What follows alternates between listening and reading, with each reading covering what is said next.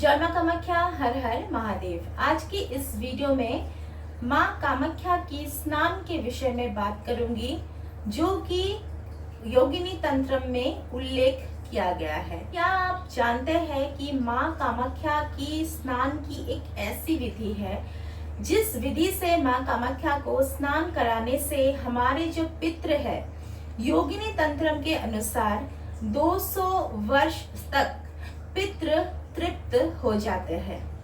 तो आखिर ऐसी क्या सामग्री है, क्या चीजें हैं जिससे हम मां कामाख्या को स्नान करा के अपने पितृ दोष को शांत कर सकते हैं तथा पितरों को 200 वर्ष के लिए तृप्त कर सकते हैं।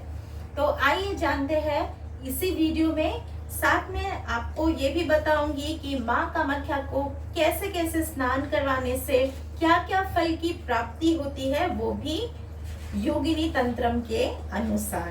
तो मां कामाख्या की फोटो या मूर्ति आपने जो भी अपने घर के पूजा स्थान में रखा हुआ है, उसी के स्नान के विषय में यहाँ पे मैं बोलूंगी आपको, क्योंकि मां कामाख्या का जो शक्तिपीठ है गुवाहाटी में, नीलाचल में, वहां पे मां का रोज विधिवत स्नान होता ही है। खास में कुछ खास तिथियां होता है, उसमें भी मां का बहुत खास स्नान कराया जाता है, तो वो चैप्टर अलग है। तो चलिए अभी हम जानते हैं कि योगिनी तंत्र में मां कामाख्या के स्नान के विषय में क्या उल्लेख किया गया है।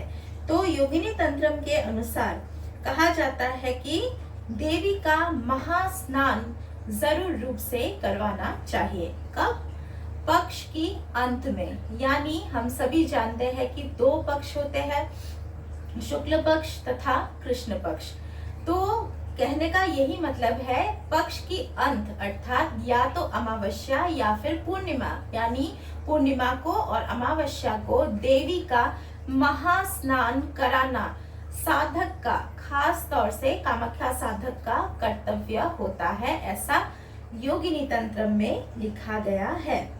तो जो भी लोग दीक्षित है, गुरु से दीक्षित है, कामाख्या का जो असली बीज मंत्र उन्हें पता है, बीज मंत्र की जो चैंटिंग है, बीज मंत्रों को जप करते करते माँ का, देवी कामाख्या का महास्नान कराना चाहिए विभिन्न द्रव्य से। तथा जो भी तांत्रिक विधि में अगर दीक्षित नहीं है लेकिन वैदिक मंत्र उन्हें पता है माँ की, या फिर माया मंत्र से देवी का स्नान संपन्न करना चाहिए। माँ को त्रिजल यानी जो विभिन्न तीर्थों का जल होता है तथा गंगा जल, या बहुत से लोग गंध जल, यानी मान लीजिए उसमें सुगंध के लिए अष्टगंध या फिर जो भी आते हैं ना इत्र आदि, वो मिला के तथा कपूर मिक्स करके जो पानी प्रस्तुत किया जाता है उसे त्रिजल कहा जाता है। त्रिजल से भी माँ को महास्नान कराना चाहिए पूर्णिमा तथा अमावस्या में।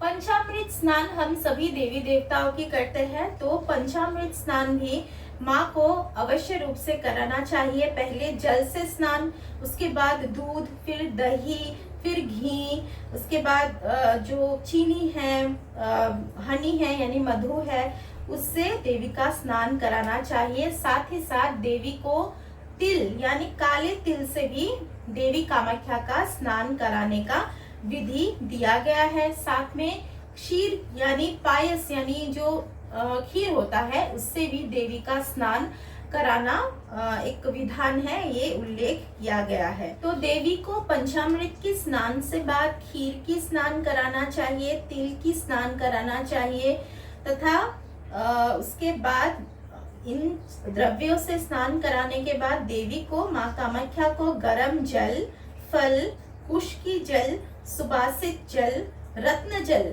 पुष्पोदक, बिल्वोदक तथा लाल पुष्प मिश्रित जल, स्वर्ण निर्मित शंख में रखा जल। स्वर्ण निर्मित शंख तो फिलहाल अभी कैसे मिलेगा मुझे पता नहीं है, इतना प्राइस है अभी सोने का। तो जो शंख होता है ना, हम जिस शंख में पूजा में यूज करते हैं, उसी में रखा हुआ जल से भी हम माँ कामाख्या का स्नान करा सकते हैं। जो कॉपर वेसल होता है, कॉपर वेसल में रखा हुआ जल से भी माँ का स्नान किया जाता है। साथ में यहाँ खुद शिव जी देवी को कहते हैं कि कपिला गाय के दूध से निर्मित पंचगव्य तथा ईख के रस से देवी को स्नान कराने से 100 गुना फल मिलता है। जो श्रद्धा युक्त होकर दुग्ध के द्वारा यानी दूध के द्वारा कामाख्या देवी का स्नान कराता है वो निसंदेह देवलोक में पूजित हो जाता है। दूध में अक्षत यानी बिना टूटे हुए चावल को मिक्स करके भी देवी का स्नान कराने से माना जाता है योगिनी तंत्रम के अनुसार कि वो जो साधक है वो उसे शिवलोक की प्राप्ति होती है तथा देवी के फोटो में या मूर्ति में अर्थात देवी के अंग में उपतन का प्रयोग करने से, उपतन यानी विभिन्न द्रव्य जैसे चंदन हो गया, सुगंधित फूलों का जो पेस्ट है वो हो गया, फिर घी का जो लेपन है वो कराने से जो हमारे कार्मिक बंधन होते हैं ना, जो ऐसा कुछ बंधन जो हमें पूर्वजों से मिला है वो बंधन से हम मुक्त तो हो सकते हैं, साथ में 10 पीढ़ी का भी उद्धार हो जाता है, ऐसा योगिनी तंत्र में लिखा गया है। जो मनुष्य गन्ने के रस से देवी को स्नान कराता है वे गरुड़ विमान पर चढ़कर विष्णु के साथ आनंद प्राप्त करता है। जो मनुष्य गंध चंदन आदि से मिश्रित जल से दुर्गा देवी को यानी माँ कामाख्या को स्नान कराता है वो चंद्रांश की तरह निर्मल तथा श्रीमान होकर चंद्रलोक में पूजित हो जाता है। सुगंधित जो ये द्रव्य होते हैं मतलब माँ को पहले जो पंचामृत स्नान है, पंचामृत स्नान के बाद माँ को स्नान कराया जाता है खीर से, तिल से, उसके बाद गरम जल से, उसके बाद उपतन लगाया जाता है माँ को। उपतन के बाद माँ को गन्ने के रस से भी स्नान कराया जाता है। उसके बाद विभिन्न गंध चंदन आदि से माँ को स्नान कराया जाता है और अंत में सुगंधित पुष्पों की वर्षा करके माँ की पुष्प की स्नान कराया जाता है। आपको सबसे पहले जब हम स्नान कराएंगे ना तब माँ का जो मुख है उससे पहले प्रक्षालन करने का विधान है, अर्थात पहले माँ की मुख को धोया जाता है, उसके बाद माँ के विभिन्न अंगों को धोया जाता है अर्थात स्नान कराया जाता है।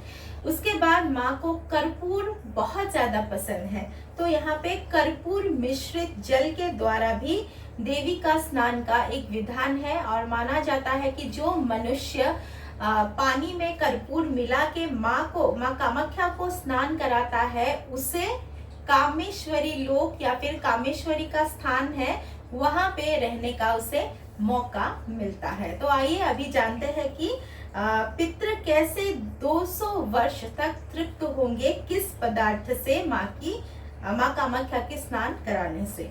योगिनी तंत्र में शिव जी कहते हैं कि भय युक्त होके जो व्यक्ति अपने पितरों के लिए दूध अथवा मधु से देवी को विधान पूर्वक स्नान कराते हैं उनका पुण्य फल सुनो।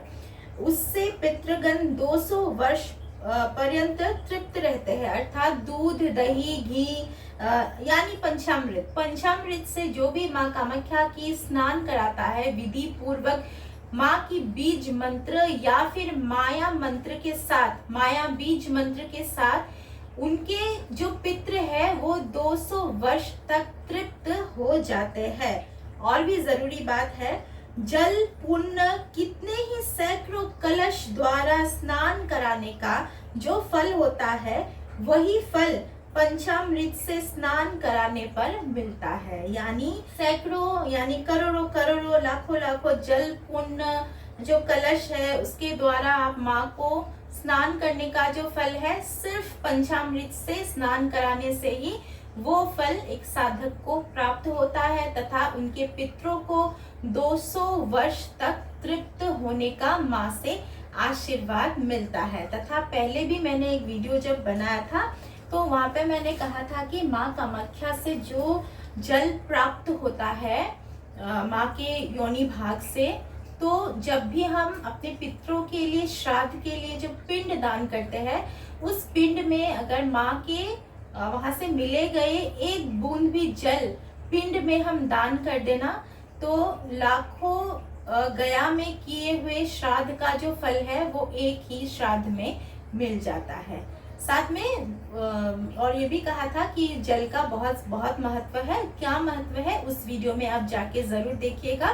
तो माँ के स्नान का जो विधि विधान है बहुत ही शॉर्टकट में मैंने आपको बता दिया, योगिनी तंत्र में जैसे लिखा हुआ है। तो आशा करती हूँ आपको अच्छा लगा तो वीडियो को जरूर लाइक कीजिए। चैनल पे आप नए आए हो तो चैनल को जरूर सब्सक्राइब कीजिएगा। जय माँ कामाख्या, हर हर महादेव।